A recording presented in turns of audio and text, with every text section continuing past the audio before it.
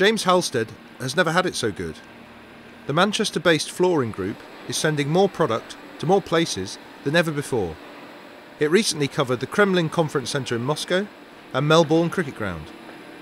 Yet when it comes to managing its capital, the company prefers a more conservative approach. Still family controlled, investment in new machinery and research and development has traditionally come from profits earned rather than borrowing. Gordon Oliver, the company's finance director, says it has learned by experience. I don't think it's any different than it's always been. You can't expect banks to hand out money. You've got to have a good project, a good plan, you've got to invest. Yes, we happen to be lucky that we've been making the profits to be able to reinvest, but 25 years ago we borrowed from the banks. We had a debenture, a mortgage, a recession hit in the mid-70s and the banks wanted their money back and we hadn't got it. And that's the situation people face today. We worked our way through it and we haven't trusted the banks ever since, and I presume that's what will happen this time round. James Halstead, with its prudent approach, has had a good recession, but other companies which relied heavily on borrowing have had a tougher time. They include Findel, the retailer which, among other things, distributes the kit for Manchester City, the newly crowned English football champions. The company spent the early 2000s borrowing to finance an acquisition spree of businesses that failed to deliver. It came close to collapse after net debt reached £300 million, more than 3 times its market value, and lenders threatened to ask for their money back. I arrived at the business in 2010. Findel had been pursuing a debt-driven acquisition strategy which had gone wrong, and as a result had a significant debt burden.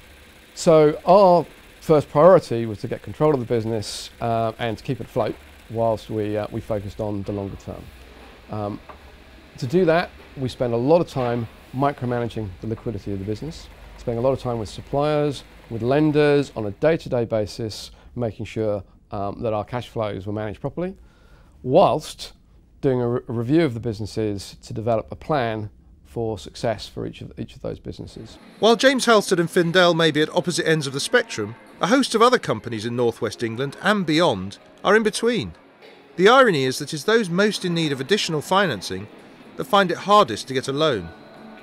We're seeing the difference between firms that perhaps have more equity in the business, are less reliant on debt, against those that are perhaps more leveraged, who took advantage of easy credit prior to the recession. Those funds that are more likely to receive those funds from banks or other institutions are those that are well capitalised, whereas those that are actually more leveraged are the ones that are finding the challenge seeking more funds. With banks more cautious and many companies unable to borrow, larger groups have built cash piles, waiting for an economic upturn before they invest for growth. Well, the banks have stopped lending, and even when they are prepared to lend, they're charging extremely high interest rates, which means that projects don't become profitable. So as a consequence, many companies have decided to become their own banks. What they've done with their profits, instead of repatriating them to shareholders, instead of using them for new capex projects, they've kept them back just in case the banks don't renew their existing loan facilities or renew the overdrafts. If they've got excess cash, they've got effectively 4 choices. They can spend it on large capital projects, so they can invest in new processes and procedures, they can build new factories. They could increase their working capital if they think that the business is going to expand, but there's no evidence that that's going to take place. They can give it back to shareholders, or they can keep it behind as what they're doing at present. After the flood of cheap funding available before the recession, there is now a drought. Those companies that remember the old adage, cash is king, are the ones best placed to lead Britain back to growth. This is Andrew Bounds for the Financial Times in Manchester.